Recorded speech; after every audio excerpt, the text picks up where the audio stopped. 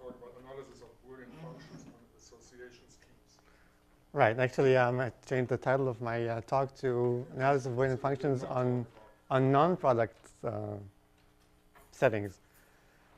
Okay, so what is analysis of Boolean functions? So we have some function, and its output is always 0 and 1. And this puts a lot of restrictions on the functions. Now we can ask all sorts of questions. So here's an example of some questions. So let f be a function from 0, 1 to the n to 0, 1. Okay, so it has n inputs, and they're all either 0, 1. We call this the Boolean cube. And the output is always 0, 1. So now suppose that f is actually of the following form. It's some affine function of the inputs. So what can you say about the function f? What can this function f be? So whatever values of 0, 1 you plug in for the x's, you always get 0, 1. So these are real, the CI.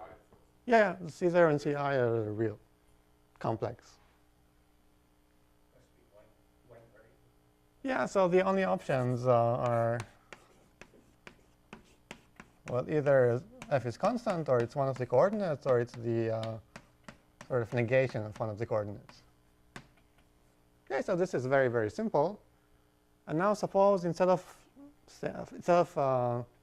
using the condition that it's exactly equal to this, suppose that it's approximately equal to something like this.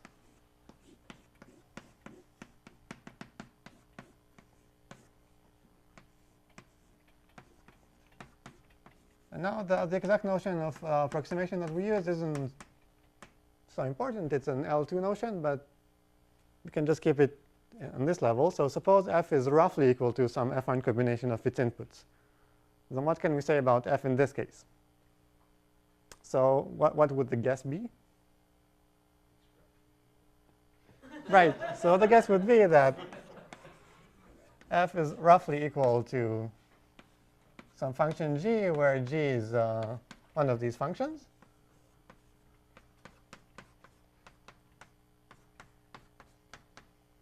And this is surprisingly, well. Clarify something, how is it? So we're not working with 0, 1, we're working with real numbers. This is pretty clear. Yeah, so this formula is over the reals. And we're restricting this to... Yeah, so we only look at inputs. Linear function. Yeah, or you can think of it as the polynomials, but we take... Of course, because it's 0, 1, I can see it's linear. Yeah, we take everything modulo x squared equals x, the same thing. Yes, so this equation is true over the reals.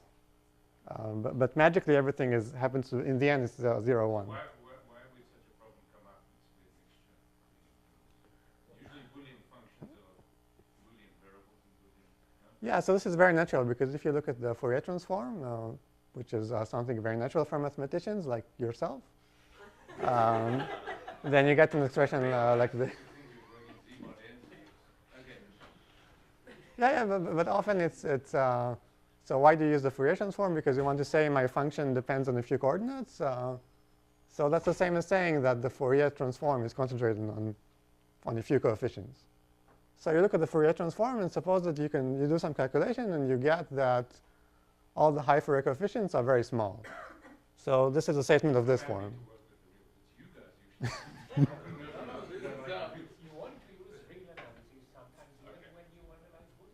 Yeah, and actually I might give an example later. There are many applications of this type of results to concrete, combinatorial. Yeah, actually I'll get to that. I'll give some example later. Okay, so this theorem, if this is really trivial, then this is, I wouldn't say it's a deep fact, but it's much more difficult. It maybe takes like 2 pages, where this takes 2 lines. So this is a result of Friedgett, Kalain, al.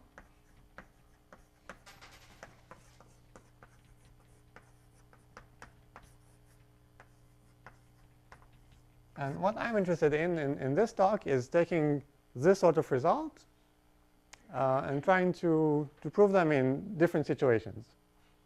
So the situation here is what we call a product situation, because the input consists of sort of independent variables. And that makes everything, in some situations, very easy. But let's take another situation.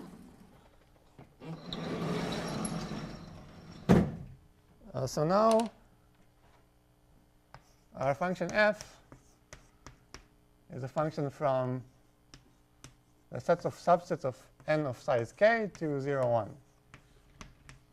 So what is this thing? So you have this set of size n, say the numbers 1 to n, and we look at all the subsets of size exactly k. Or put differently, then we actually think of this n choose k as the set of all vectors x1 to xn, 0, 1 vectors, which sum to k.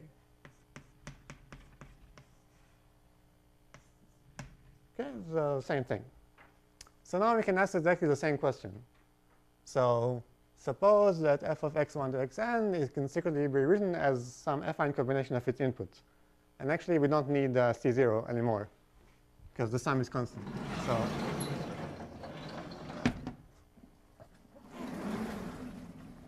I should add numbers here.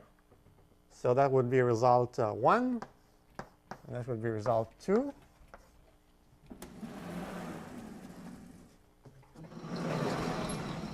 Okay, so you can ask question 1, and you can ask question 2. And so what do we think?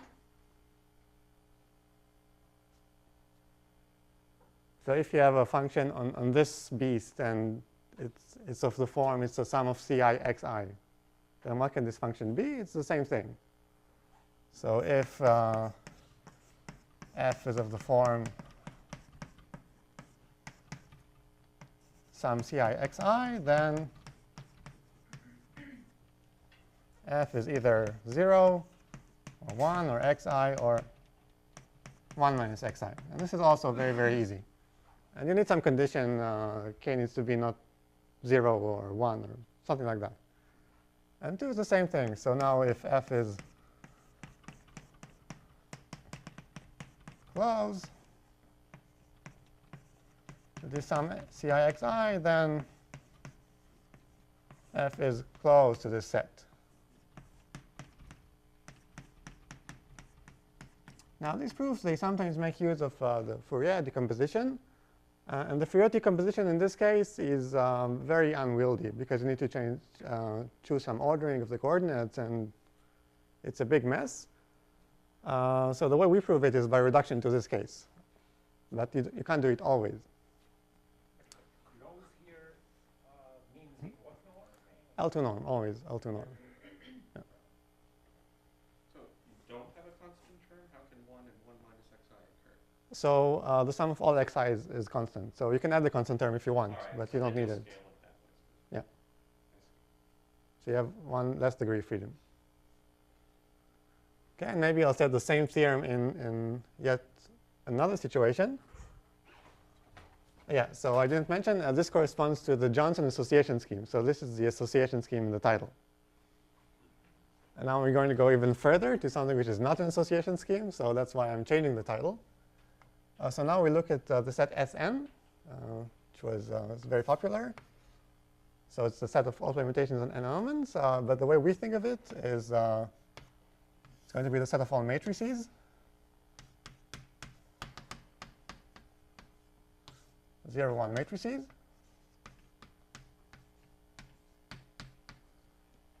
Such as all the rows and columns sum to 1. So permutation matrices, in other words. Okay, and now you can ask the same question. Same questions. So for question 1, so now again you have this some function f that gets its input this thing, and output 0, 1, and it's a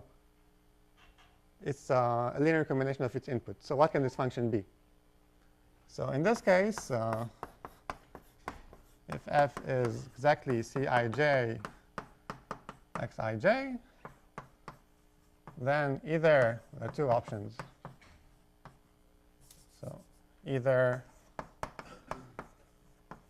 f depends only on one row, so f is equal to sum of xi j for some j in j, or f is of the form, so either it depends only on column j or only on row I. So this situation is slightly more interesting here.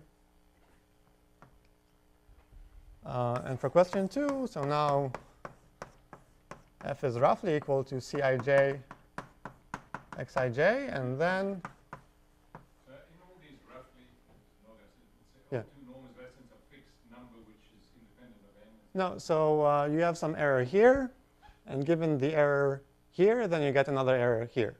Which does not depend on n and those numbers Yeah, are yeah. sufficiently smaller. Yeah, it does not depend on n, and as this error tends to 0, then this error also tends to 0. Yeah. And when you speak of L2, Mhm. you speak as 1? Yeah, normalize. Yeah, so then f is close to such a function. But this is actually only true if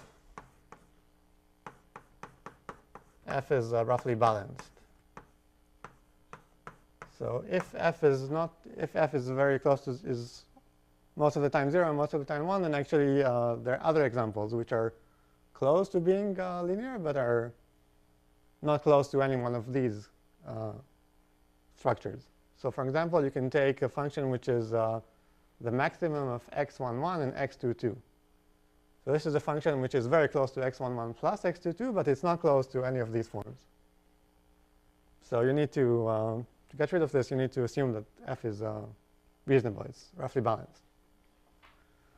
Okay, so these are the sort of theorems that we're trying to generalize. There are other theorems, but I think you may be more interested in some possible applications. So here are here's the application.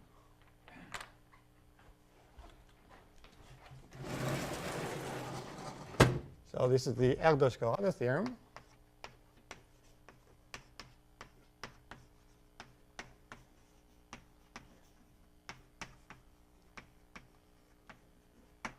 So look at f. F is a family of subsets of the set n. Okay? So every element of f is a subset of numbers from 1 to n. And it's t-intersecting. So what does that mean?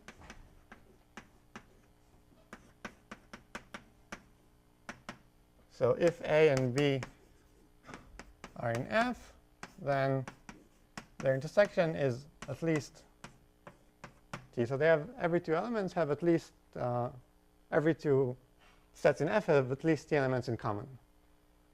Okay, so one way to arrange the situation is you pick your favorite t elements and all the sets that contain them. Okay, this way you get n minus t, choose k minus t sets. Now the theorem says, so on. So we have to assume that All subsets are the same size. All subsets oh, are sorry, yeah, that's true. Yeah, and all the subsets are of size k. Yeah. Otherwise, you can still say things, but that's not the classical version of the theorem. So now assume that k over n is roughly less than 1 over t plus 1. So the actual condition is a bit different, but I don't remember. So let's roughly this condition. And then 1, this example of the family is the best example that you can. So the size of f is at most n minus t, choose k minus t, which is what you get if you take some fixed t elements and all the sets of size k that contain them. And 2, if you have equality, then f is t star, which is just this kind of family. Or 2 is 1, right? So you are going to generalize it to approximate. So Yeah. This is the 1. This 2 is not oh, the previous right, 2. yeah. Yeah, and the approximate version, which is actually not known, I would say that if f is almost of maximal size, then f is closed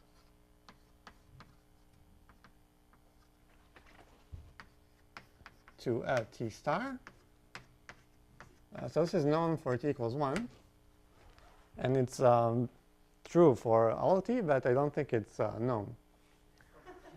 But it's for sure true. If n is big as a function of t. Yeah, so n needs to be, the fraction needs to be... Suppose n is very big as a function of t. yeah, so I think something like that is almost known. If epsilon is not really, really small, then it's known. Yeah. So, but I'm sure it's true.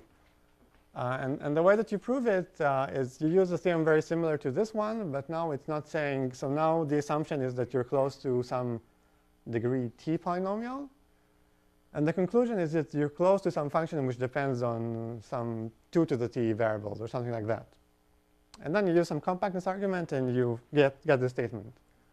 But unfortunately, while we know this theorem for this setting, we don't know the degree t version of this theorem, which is missing, but it's certainly true. So we're just missing the proof. Yeah, so I think I'm out of time.